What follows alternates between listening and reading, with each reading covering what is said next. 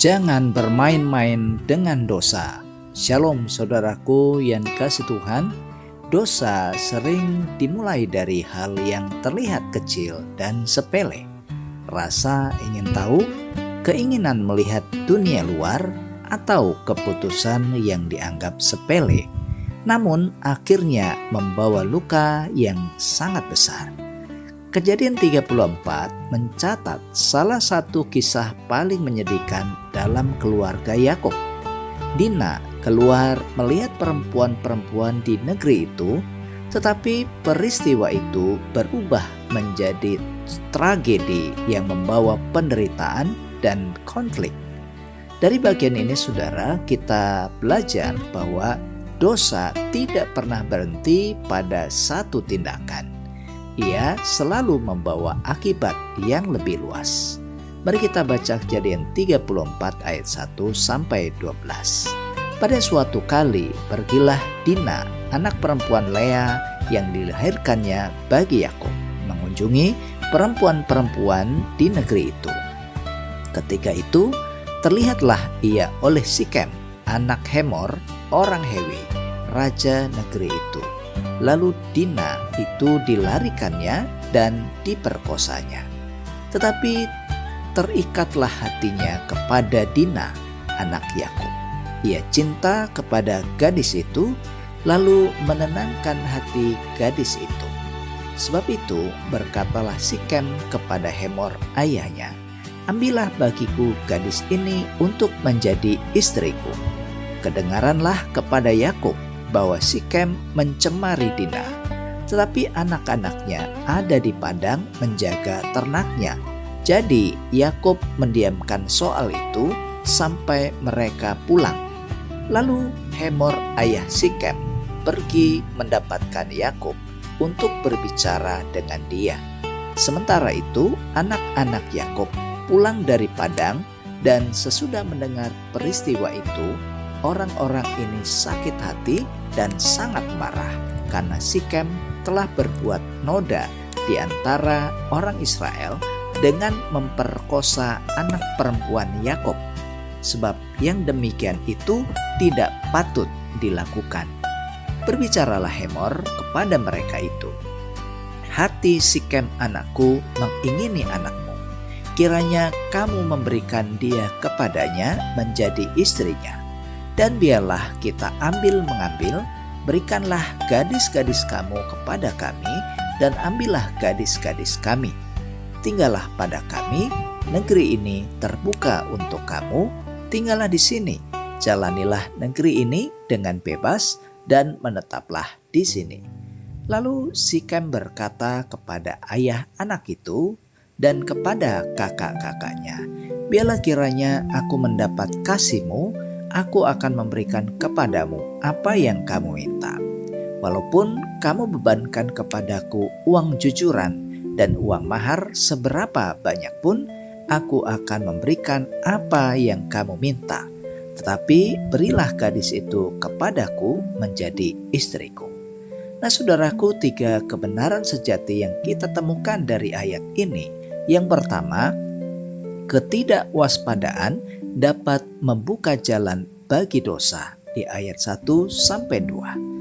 Dina pergi keluar dan akhirnya mengalami hal yang sangat menyakitkan saudara. Hal ini mengingatkan kepada kita juga bahwa hidup orang percaya juga perlu kewaspadaan. Bukan berarti hidup dalam ketakutan saudara, tetapi menjaga diri dari hal-hal yang dapat menyeret kita pada dosa atau bahaya. 1 Petrus 5 ayat 8 berkata, "Sadarlah dan berjaga-jagalah, lawanmu si iblis berjalan keliling sama seperti singa yang mengaum-ngaum dan mencari orang yang dapat ditelannya." Jadi saudara, kurangnya kewaspadaan seringkali menjadi awal dari kejatuhan. Dan yang kedua, dosa selalu melukai banyak pihak di ayat 3 sampai 7. Peristiwa itu bukan hanya saja melukai hidup Dina saudara, tetapi juga melukai seluruh keluarga Yakub. Dosa tidak pernah berdampak pada diri sendiri saja, saudara. Satu tindakan yang salah bisa membawa luka dan bahkan penderitaan bagi banyak orang. Karena itu, saudara, Tuhan memanggil kita untuk hidup dalam kekudusan dan tanggung jawab. Sebagaimana Roma 14 ayat 12 katakan, demikianlah setiap orang di antara kita akan memberi pertanggungan jawab tentang dirinya sendiri kepada Allah. Jadi saudara, dosa mungkin itu memberi kenikmatan sesaat, tetapi itu meninggalkan luka dan penderitaan yang panjang. Dan yang ketiga, keinginan manusia tidak dapat menghapus dosa di ayat 8 sampai 12. Sikem memang ingin menikahi Dina, tetapi itu tidak menghapus kesalahannya. Perasaan, cinta, atau keinginan tidak pernah bisa menjadi alasan untuk berbuat dosa. Nah, saudaraku yang dikasihi oleh Tuhan Yesus Kristus, kita sebagai orang yang percaya kepada Tuhan dipanggil untuk hidup benar dan menghormati sesama. Sebagaimana dikatakan 1 Tesalonika 4 ayat 3 sampai 4, karena inilah kehendak Allah, pengudusanmu, yaitu supaya kamu menjauhi percabulan, supaya kamu masing-masing mengambil seorang perempuan menjadi istrimu sendiri dan hidup di dalam pengudusan dan penghormatan. Jadi saudara, tidak ada alasan yang dapat membenarkan seseorang berdosa di hadapan Tuhan. Hari ini saudara, kita hidup di tengah dunia yang seringkali menganggap dosa itu sebagai hal yang biasa. Karena itu kita perlu menjaga hati, pikiran, dan juga pergaulan. Jangan pernah bermain-main dengan dosa. Sekecil apapun pelanggaran terhadap kebenaran, itu akan berakibat besar. Belajarlah hidup dalam kekudusan, menghormati orang lain, dan mengambil keputusan dengan hikmat. Orang percaya dipanggil bukan untuk mengikuti keinginan dunia, tetapi hidup benar di hadapan Tuhan. Karena itu saudara, mari renungkan firman Tuhan hari ini. Apakah saudara sudah menjaga hidup dalam kewaspadaan? Apakah saudara sedang bermain-main dengan dosa? Dan apakah hidup saudara telah mencerminkan kekudusan di hadapan Tuhan? Mari kita berdoa. Tuhan Yesus, Allah yang baik, tolong kami untuk hidup di dalam kewaspadaan dan kekudusan. Jauhkanlah kami dari dosa ya Tuhan, dan berikanlah kami hati yang takut akan Engkau.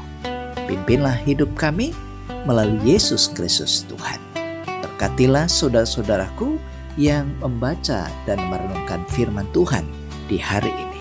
Dalam hidup mereka, apapun yang menjadi doa pergumulan bahkan harapan, mari Tuhan genapi supaya Tuhan dimuliakan.